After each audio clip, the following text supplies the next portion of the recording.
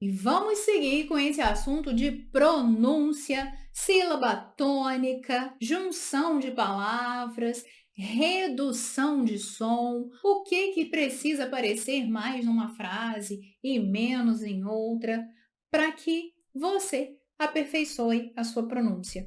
Agora olha aqui comigo na tela, todas essas palavrinhas juntas e me diz, o que elas têm em comum? Consegue responder isso rápido? Não, não é o tamanho delas. Essas palavras aqui da tela são as palavras mais comuns da língua inglesa, que aparecem nas top 10 words said by people, das palavras ditas por todos os falantes da língua inglesa.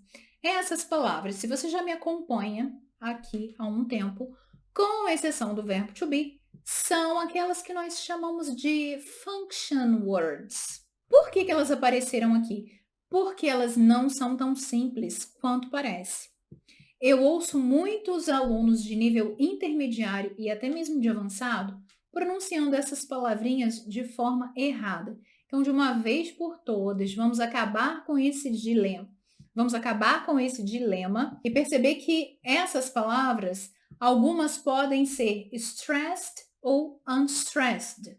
Ou seja, podem ser faladas com maior entonação e têm que aparecer mais numa frase, dependendo do que eu queira dizer, ou então não aparecendo tanto, o que acontece na maioria das vezes porque essas palavras são function words.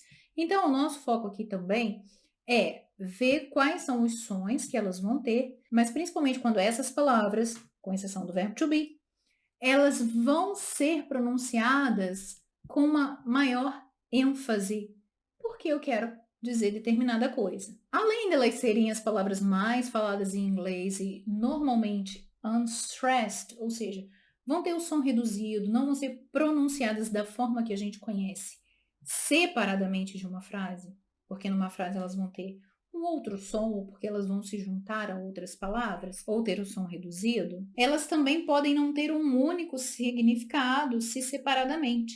E às vezes vão ter um significado completamente diferente daquele que você conhece dela sozinha e dela numa frase. Na verdade, na hora que aparecem numa frase, elas não fazem muita diferença se não estivessem ali. É claro que para dar seguimento à gramática e ao entendimento da coisa, elas existem e compõem a frase.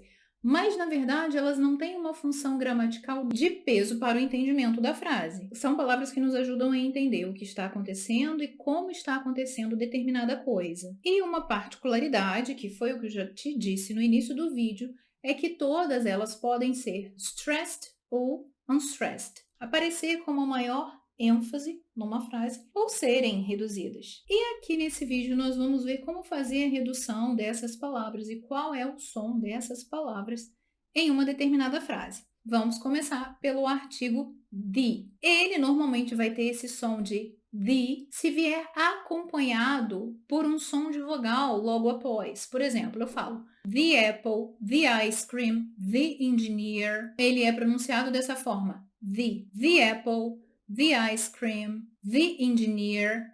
Mas, se ele vier com uma palavra após ele, começando com som de consoante, eu falo the book, the car, the house, the dinner. E é só isso? Não. Numa frase, ele vai ter o som reduzido. Acompanha comigo essas frases e preste atenção como ele vai ficar. Nessa frase, get the box, get the box. Olha como ele foi reduzido. Get the box. Eu estou falando lentamente para você perceber a diferença da mudança de som. Eu não falo get the box, get the box, get the box, the. Ele foi reduzido ao som do schwa. The book's on the table. Aqui nós tivemos várias reduções. The book's on the, zanda, zanda. Is on the, ficou zanda. The book's on the table. Tá vendo como esse the não é tão destacado? The book's on the table. The book's on the table. Mais uma frase. Can I use the bathroom? Can I use the bathroom? Olha como ele quase desaparece. Can I use the bathroom? The bathroom. Eu não falo can I use the bathroom. Can I use the bathroom? Aqui não é a palavra tão importante. Então, ele vai ser sempre reduzido. I'll take you to the airport. I'll take you to the airport. Aqui o som dele é diferenciado porque a palavra airport está com vogal. To the airport. E aí você já consegue perceber que nessa mesma frase nós temos 3 palavras reduzidas. All e o to não é to, é to. I'll take you to the airport. To the airport. She forgot to buy the ice cream. She forgot to buy the ice cream. Aqui nós estamos trabalhando o exemplo do the, que pode ser the, ou numa frase ele vai ficar reduzido the. Mas você está conseguindo ver também outras palavras reduzidas que eu já vou te mostrando. Dando sequência nisso que a gente falou, vamos ver a redução do verbo to be. Você sabe que a forma abreviada nós temos aqui na tela e você vê I'm, your, his, she's, its. Viu a diferença? He, she, o S tem som de Z. Eu puxei, eu carreguei para você perceber. Mas com its, o som é som de S. E aí a gente vai para as pessoas do plural. Your, novamente, we're e their. Aqui eu quero abrir um parênteses na forma de se falar we're here. É muito comum nós ouvirmos no inglês falado a abreviação do verbo to be no presente, we are, também como were. Então não estranhe, não ache que esteja errado quando você ouvir alguém falando we're here. É a mesma coisa que we're here, só que é uma outra forma de falar e é uma forma correta da pronúncia também. Não é porque alguém esteja falando errado, a forma de we are, abreviada, pode ser we're ou were. Comece a prestar atenção nos filmes e nas séries. A forma do passado nós não temos abreviada. O verbo to be no passado é was, were. I was, he was, she was, it was. We were, you were, they were. A próxima palavra, a preposição to, num discurso ela vai ser reduzida ao som do schwa, t. Então, por exemplo, eu fui à escola, I went to school. Eu fui à escola, numa frase, eu não vou falar I went to school. Esse to vai virar to school. I went to school. I went to school. Exemplo, she shook her head to clear it. She shook her head to clear it. To clear it. Eu não falei to clear it. Mais um exemplo. You've been to Paris, haven't you? You've been to Paris, haven't you? Você esteve em Paris, não? Então, a redução da preposição to é to. I gave a present to my friend. I gave a present to my friend. Eu dei um presente ao meu amigo. I gave a present to my friend.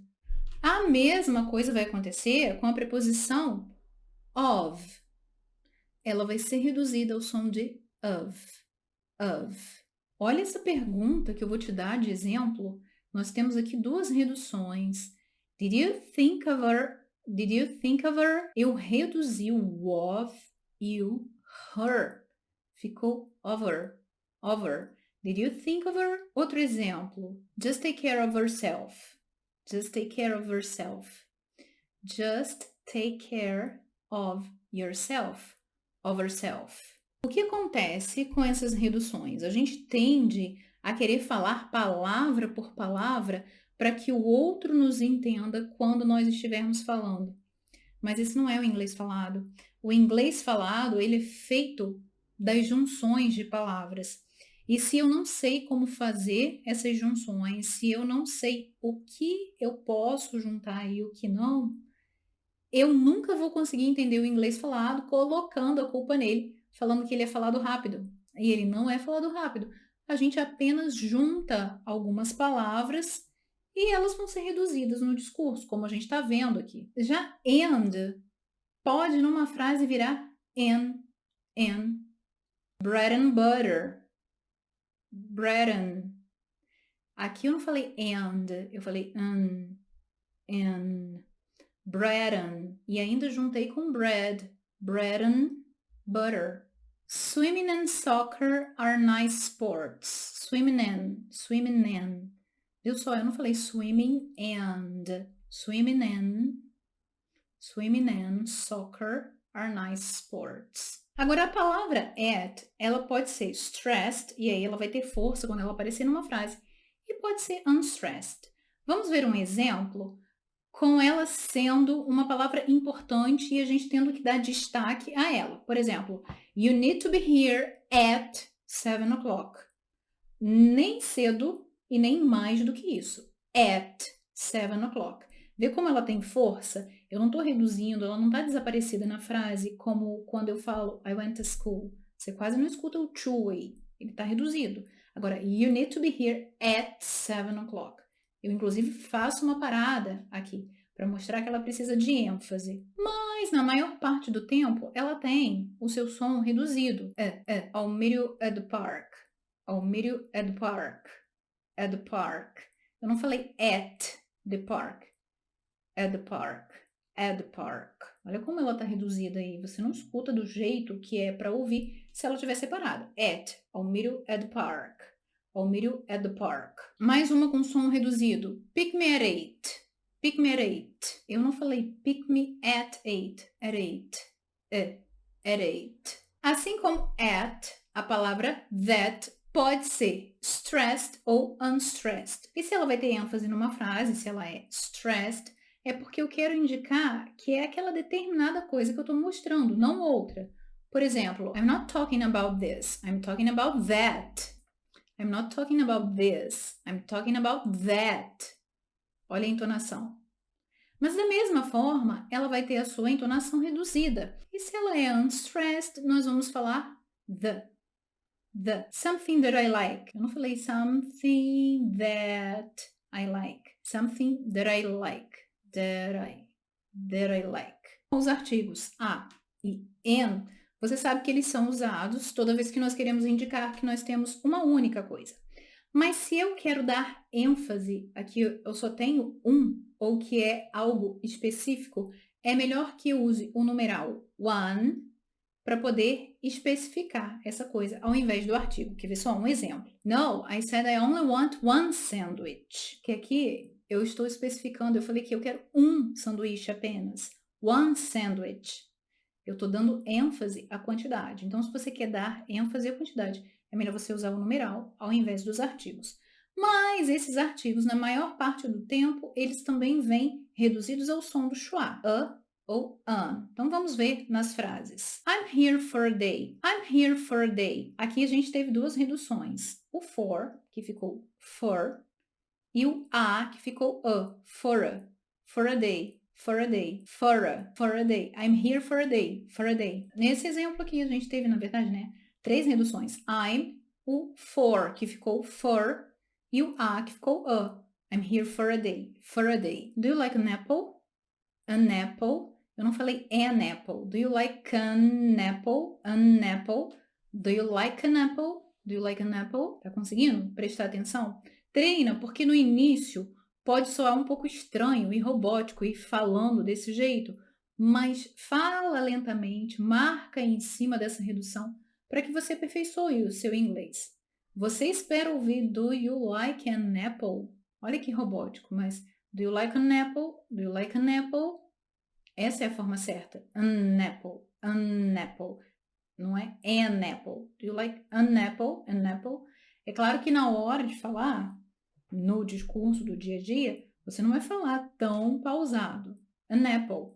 Soa natural. Do you like an apple? Do you like an apple? Já no pronome it, esse t, ele vai desaparecer e o e vai ser reduzido ao som do schwa. Ele vai ficar bem reduzido ao som do schwa, o i. Ao invés do i, você vai falar a.